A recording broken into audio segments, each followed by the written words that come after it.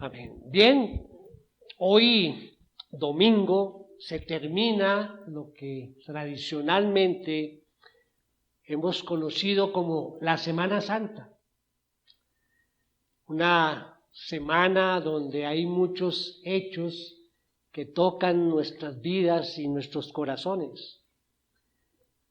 Si miramos los actos de la Semana Santa, vemos que casi una tercera parte de los evangelios nos hablan precisamente de todos esos actos de esta semana. Y hace 8 días que dábamos inicio a la llamada Semana Santa, hablamos del Día de Ramos, o el también conocido tradicionalmente como el Domingo de Ramos, y era la celebración de la entrada triunfal de Jesús a Jerusalén. E hicimos énfasis en que Jesús se presentaba como rey, ¿sí?, para dar cumplimiento a la profecía de Zacarías, allí en el capítulo 9 de Zacarías, donde dice: regocíjate sobremanera, hija de Sión, da voces de júbilo, hija de Jerusalén. Tu rey viene a ti, justo y dotado de salvación, humilde, montado en un asno, en un pollino, hijo de asna. Entonces aquí dice: tu rey viene a ti. Y veíamos en 4 puntos hace 8 días cómo Jesucristo como rey nos lleva primero a afirmarnos en nuestra fe. Veíamos a un Jesucristo como un rey que era manso y humilde. Jesucristo, un rey justo y misericordioso. Y Jesucristo, un rey que no siempre cumple con nuestras expectativas. Y esos 4 puntos, digamos que los encapsulamos en lo que llamamos un ejemplo de humildad y de sacrificio. Bien, hoy terminando esta Semana Santa, quiero compartir un mensaje muy especial. Un mensaje que tiene que ver que reflexionemos sobre el verdadero significado de la cruz. El verdadero significado de la cruz.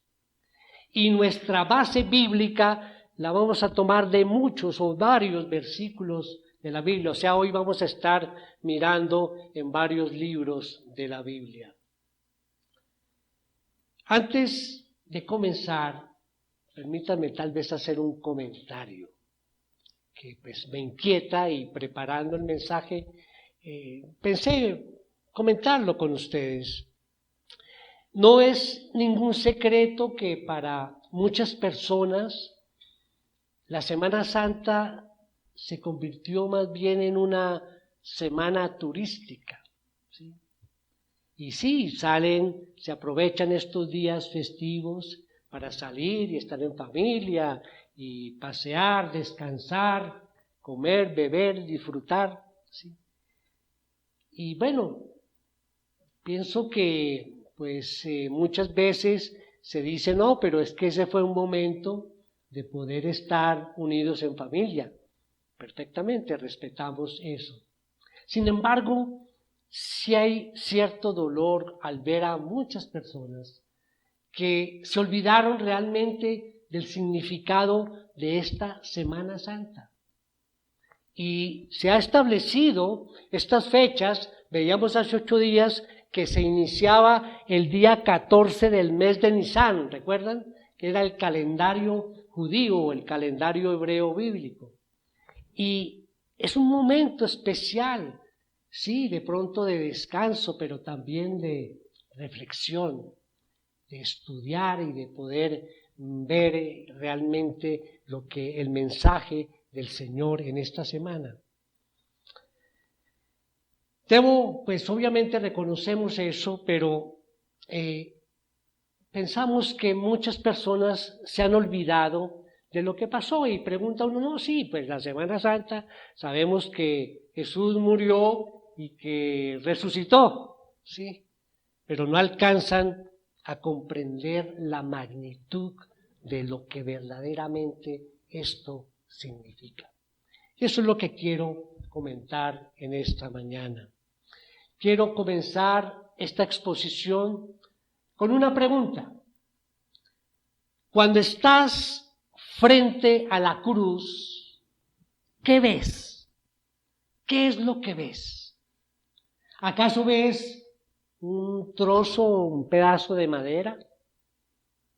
¿O ves de pronto un instrumento de muerte? ¿O ves un emblema o un símbolo de la fe cristiana?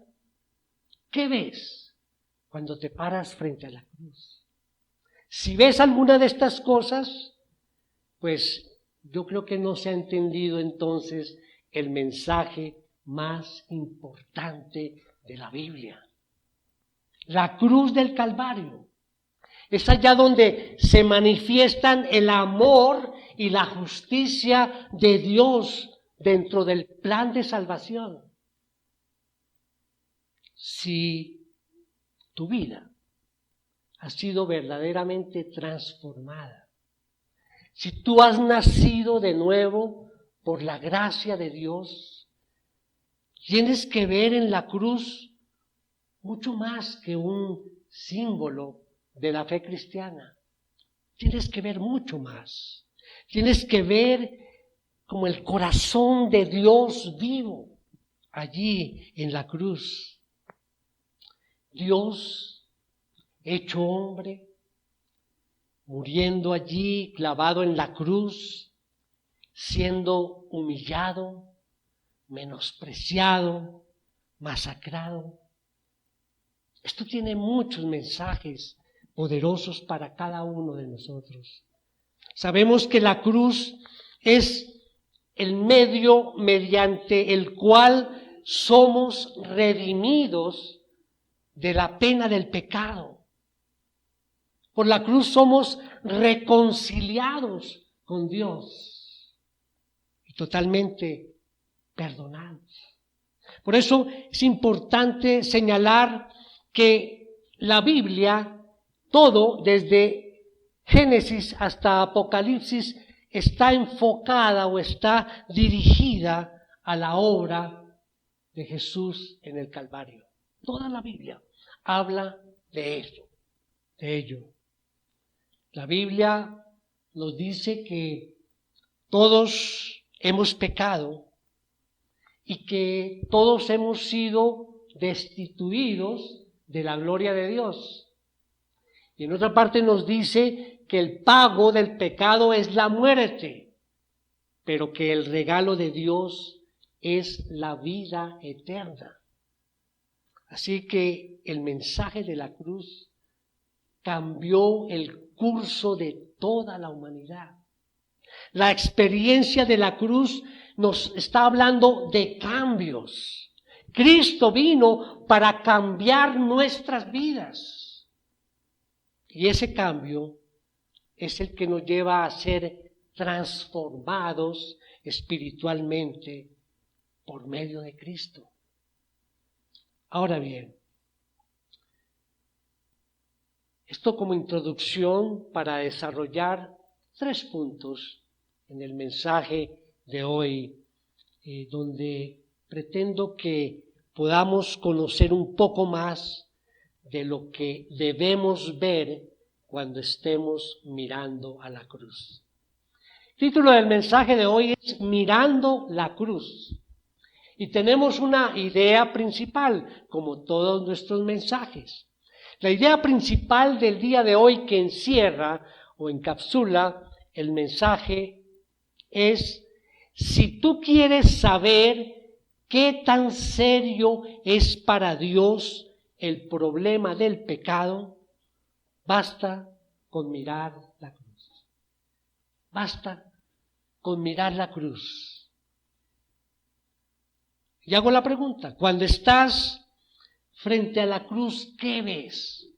Entonces vamos a ver 3 puntos.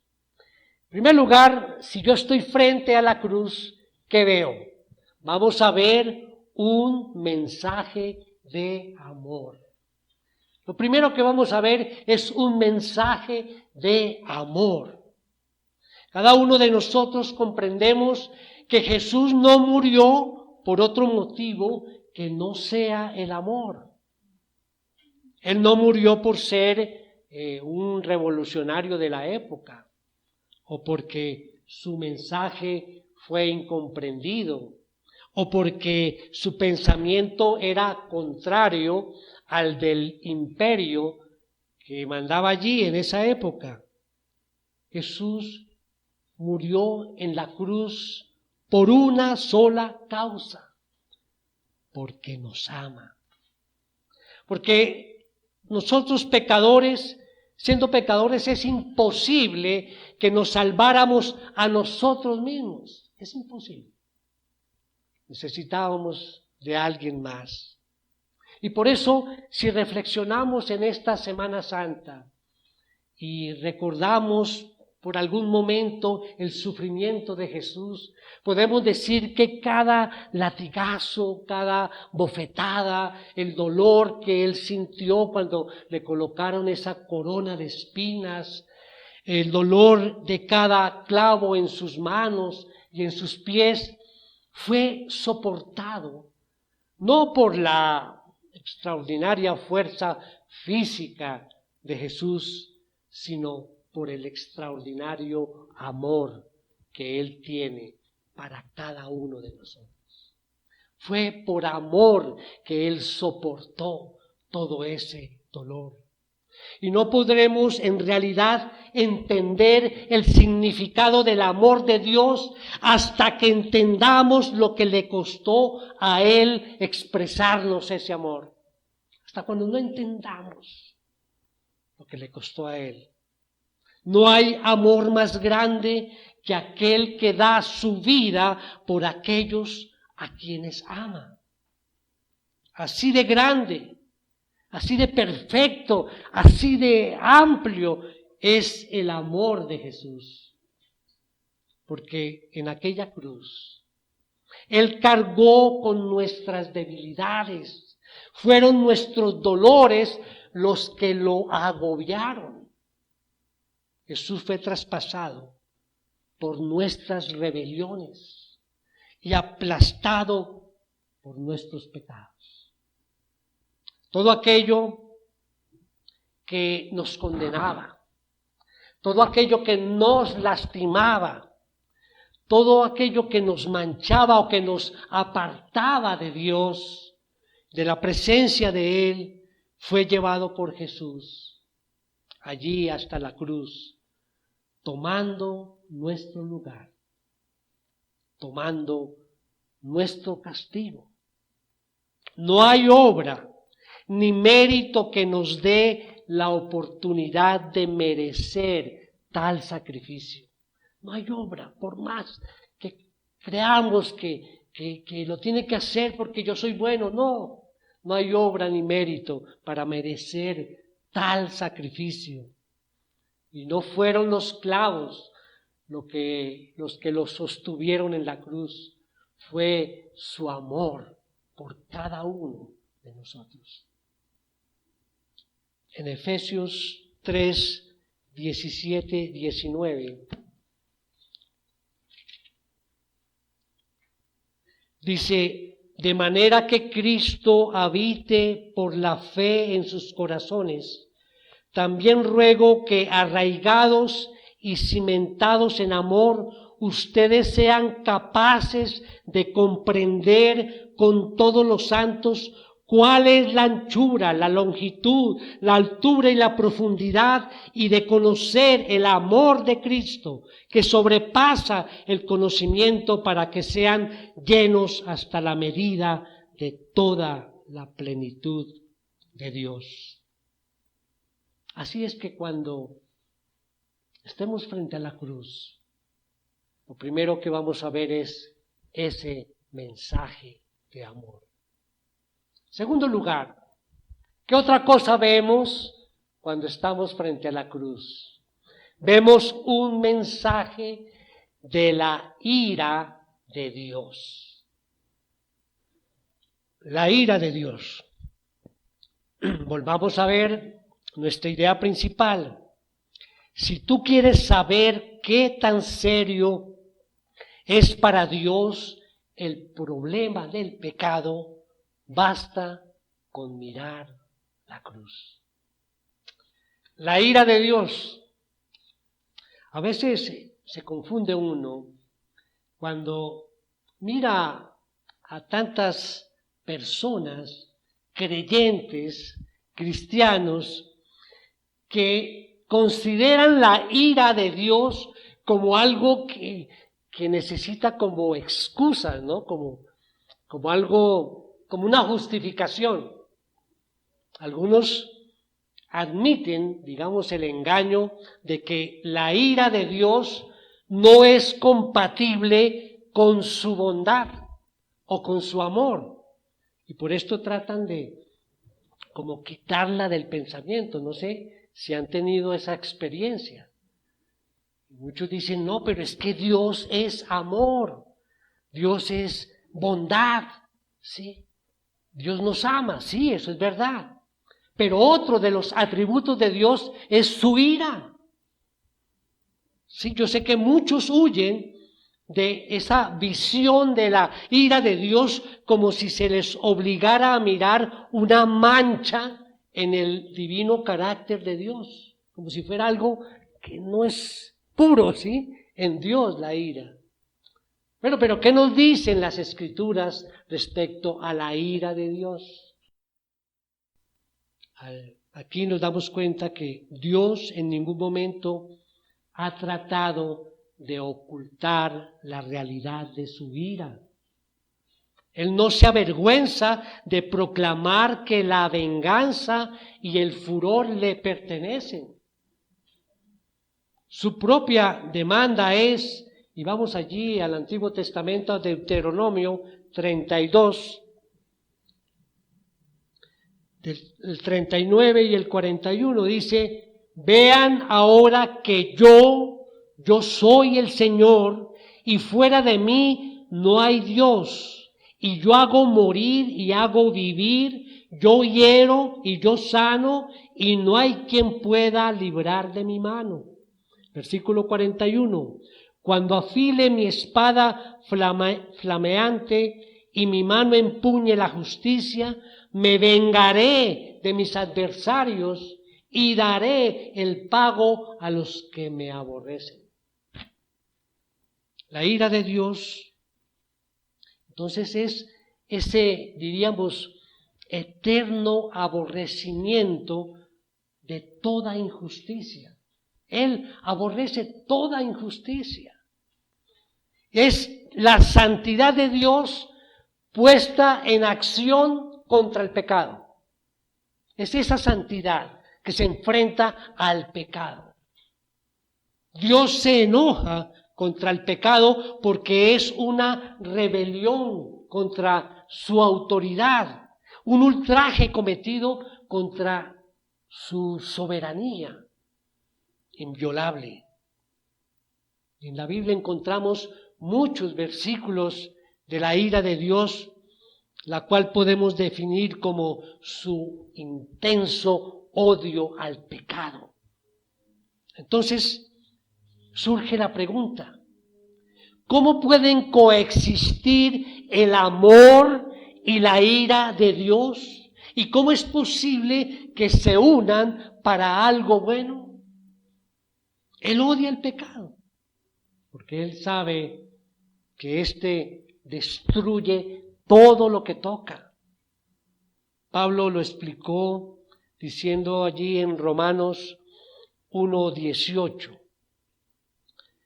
Dice, porque la ira de Dios se revela desde el cielo contra toda impiedad e injusticia de los hombres que con injusticia restringen la verdad. La cruz Mis hermanos, sabemos que la cruz no es lo que nos salva. Es la persona que murió allí y lo que a él le sucedió. Cuando Jesús murió en la cruz, Dios dirigió su odio al pecado hacia su Hijo. Pero sabemos que Jesús no murió obligado. Él vino al mundo voluntariamente y puso su vida como rescate por los demás. Como dice allí en Juan, nadie me la quita, sino que yo la doy de mi propia voluntad, dice Jesús. Así es, mis hermanos. Entonces, encontramos el ejemplo más visible de la ira de Dios, donde menos esperaríamos, sobre los hombros de su Hijo unigénito, que era absolutamente perfecto y que nunca había hecho nada mal. Allí es el mayor ejemplo de la ira de Dios. La muerte de Jesús no fue algo que hicieron los romanos. Ellos fueron simplemente participantes en lo que Dios hizo. Pablo lo explicó de esta manera allí en Hechos 2, 23 y 24. Dice, este fue entregado por el plan predeterminado y el previo conocimiento de Dios. Y ustedes lo clavaron en una cruz por manos de impíos y lo mataron. Pero Dios lo resucitó, poniendo fin a la agonía de la muerte, puesto que no era posible que él quedara bajo el dominio de ella. Dios, en el proceso de redimirnos, tiene un plan maravilloso para perdonarnos, para quitar el castigo de nuestro pecado y para darnos la vida eterna. En eso consiste la cruz. Cuando nos arrepentimos y por fe creemos en Cristo como nuestro Salvador personal, allí es cuando verdaderamente se produce el perdón. No en otra ocasión. Solamente cuando venimos ahí en ese momento de lo que siempre hemos llamado la regeneración. Recibimos soberanamente por Dios la fe y creemos. Y el Espíritu Santo nos convence de nuestro pecado y nos arrepentimos. Solo allí recibimos el perdón. Romanos 3, 24. Dice, todos son justificados gratuitamente por su gracia, por medio de la redención que es en Cristo Jesús. La perfecta justicia de Dios exigía el pago de un castigo por el pecado. Por tanto, Dios podía o bien condenarnos a todos nosotros a la separación eterna de Él. Diríamos que eso es lo correcto, ¿sí? Todos estamos destituidos de la gloria de Dios por el pecado. Por tanto, Dios podía o bien condenarnos a todos, o bien dirigir su castigo hacia alguien que pudiera tomar nuestro lugar. Y puesto que Dios exige un sacrificio perfecto, ¿a quién podía elegir?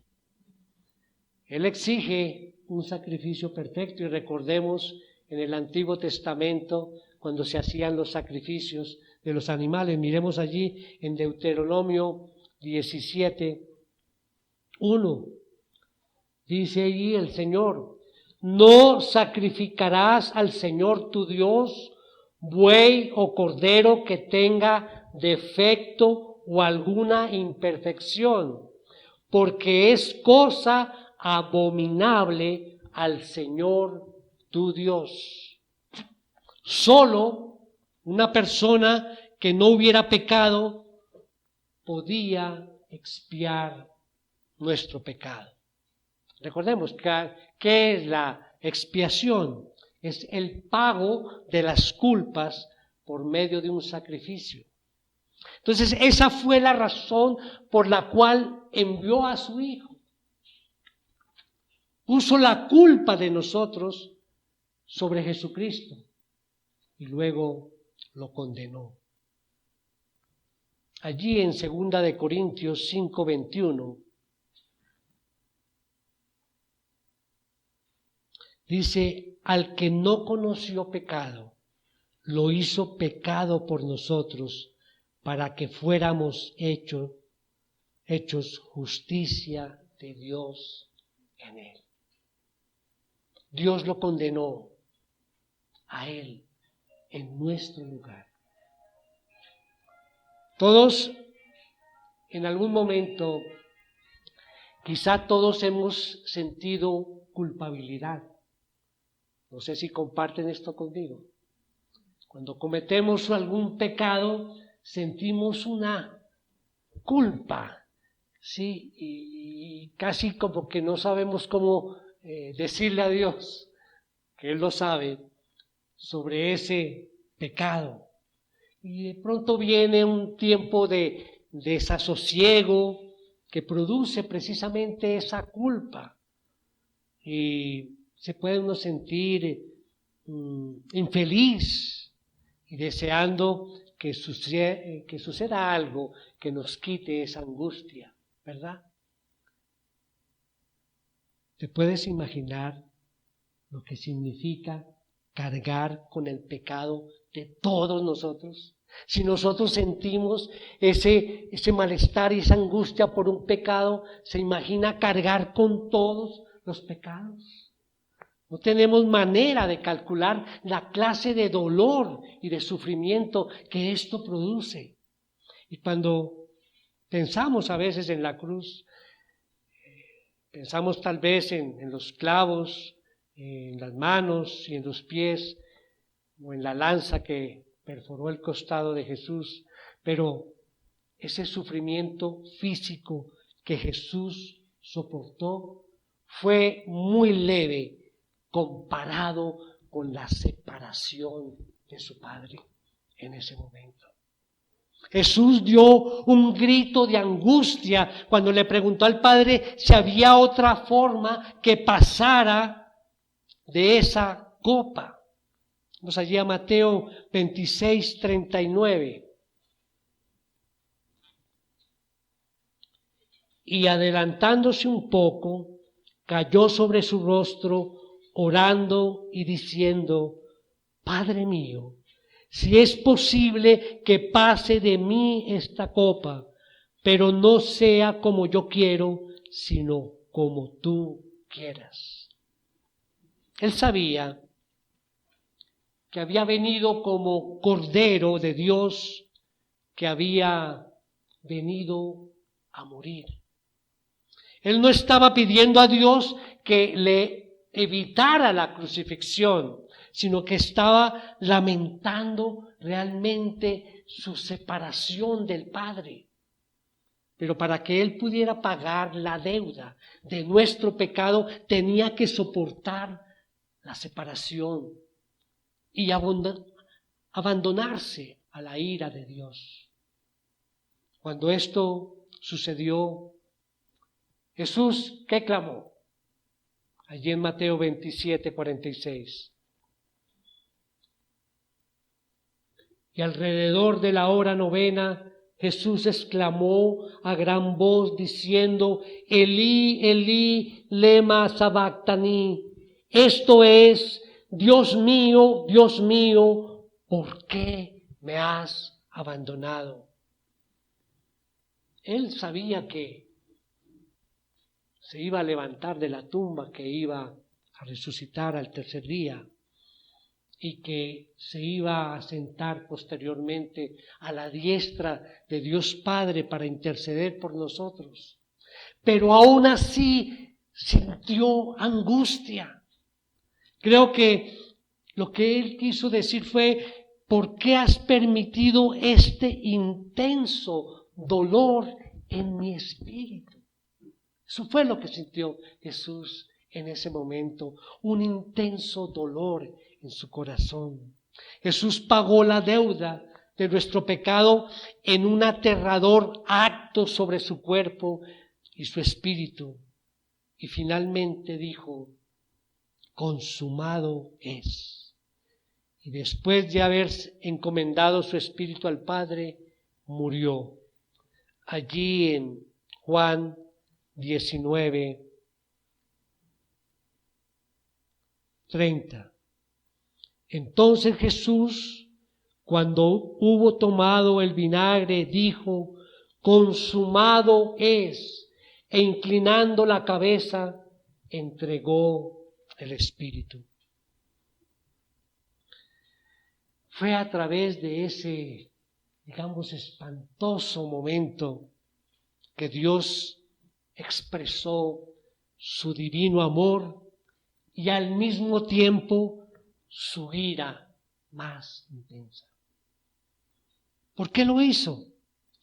Porque no tenía otra manera de declarar justos a los culpables pecadores, a menos que alguien tomara nuestro lugar y pagara nuestro castigo. ¿Qué es entonces lo que vemos al mirar a la cruz? Vemos un mensaje de la ira de Dios. Y en tercer lugar, cuando estás frente a la cruz, ¿qué otras cosas ves? Vemos también un mensaje de la perfecta justicia de Dios. La perfecta justicia de Dios. Nuestra idea principal: si tú quieres saber qué tan serio es para Dios el problema del pecado, basta con mirar la cruz. Bueno, por medio del sacrificio del Hijo en la cruz, el Padre justifica, sabemos esto, declara justo al pecador arrepentido, aquel pecador que pone su confianza en Cristo. Entonces lo justifica, lo declara justo. Romanos 3:22 dice: esta justicia de Dios por medio de la fe en Jesucristo es para todos los que creen, porque no hay distinción. Es para todos los que creen, porque no hay distinción. O sea, no somos salvos por nuestra justicia, sino por la misericordia de Dios.